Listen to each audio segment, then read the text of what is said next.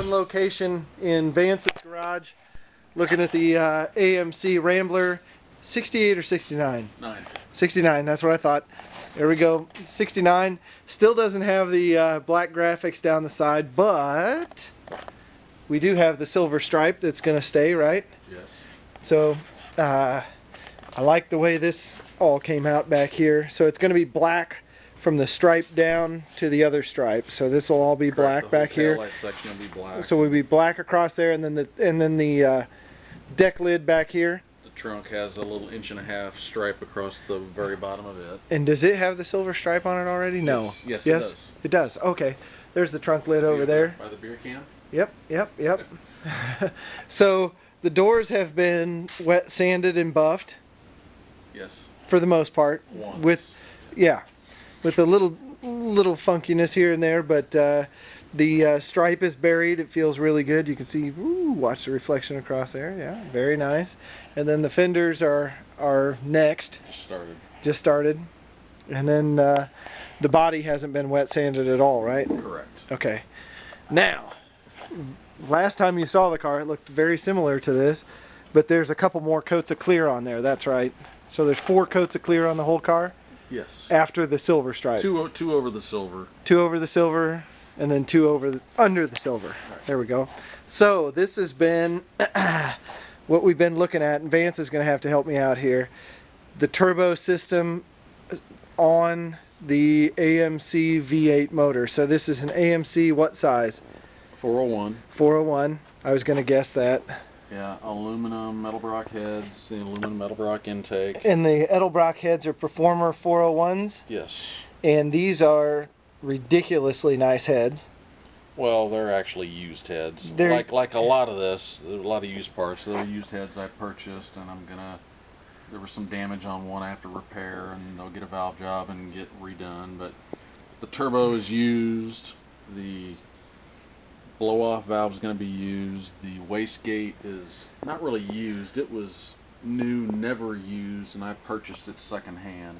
So you've got, if I remember right, you've got $500 in the turbo? Probably close to it. Plus or minus a little bit? A little less than that.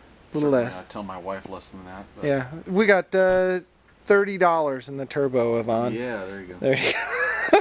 So we got the turbo here. We got the wastegate here, right? Yes.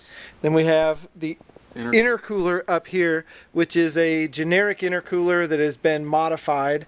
So if I remember right, the intake is down here, and the output, is that what it's called? Correct. Output's over here, and then we're going to go, oh man, here, let me show you how this goes. So we've got, let's see, oh man, I can't remember the way it all goes here. Something comes... This is the downpipe, so this is all the hot side. Right. The exhaust has got a couple of custom-made headers or manifolds, and the exhaust all comes forward, comes down in front of and below the harmonic balancer and things, with a little flex blank here because the turbo's rigid mounted, and it'll come up into the turbo.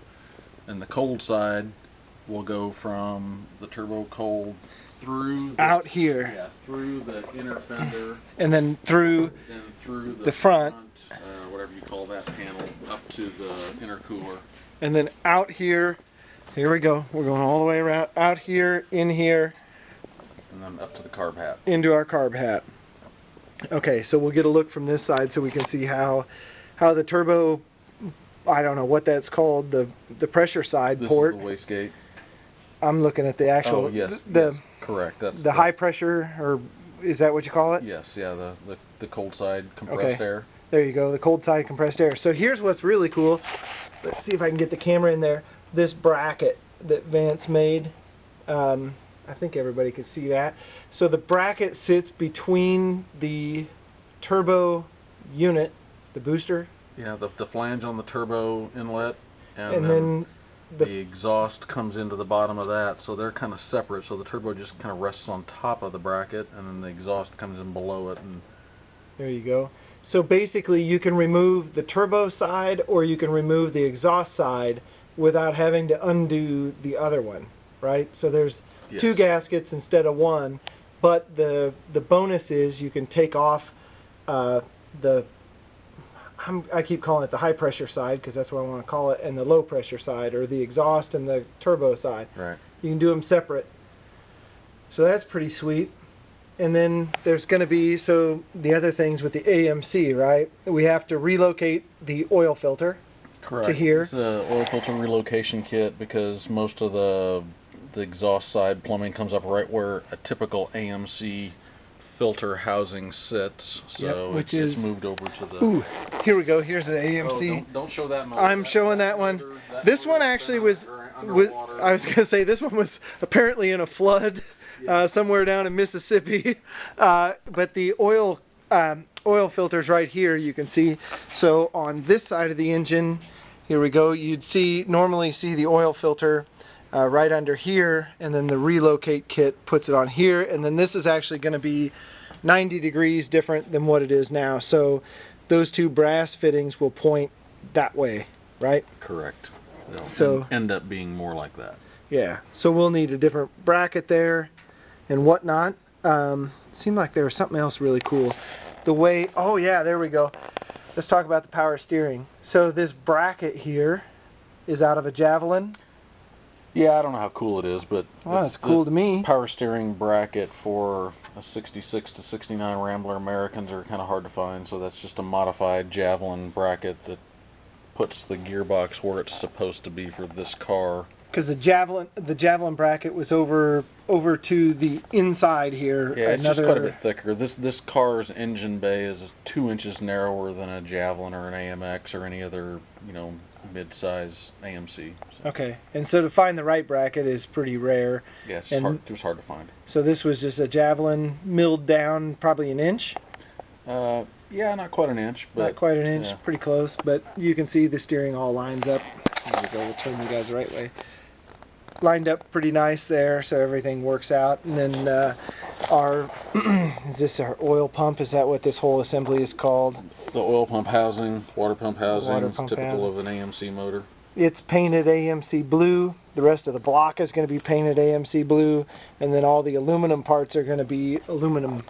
And then you're going to ceramic coat all of the turbo and exhaust? Yeah, I'm going to ceramic coat, hopefully, all of the exhaust side piping, at least down to the first joint past the firewall. Okay. I don't know that the whole exhaust system will be ceramic coated, but... So there's a combination here, this is kind of interesting, of stainless parts, and as a matter of availability, of mandrel bent exhaust.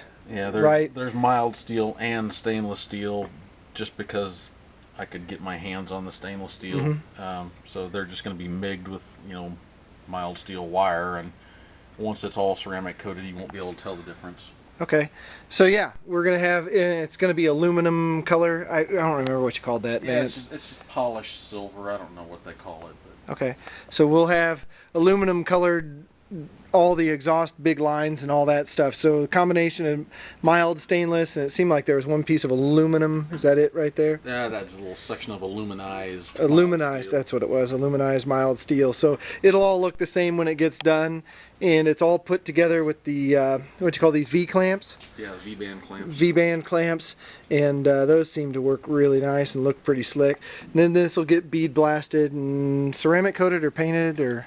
I don't know yet whether it'll just be a VHT rattle can or ceramic coated, but yeah, when I rebuild the turbo, it will get bead blasted and painted some color. It'll also have a blanket on it because it's obviously really too close to the wastegate. It's kind of I'll be cooking the wastegate, but so I'm going to put a blanket on the turbo, and hopefully that'll save the wastegate. But space got kind of limited in order to valve cover access and alternator and everything. So. And you're going to put a vintage valve cover on there, right?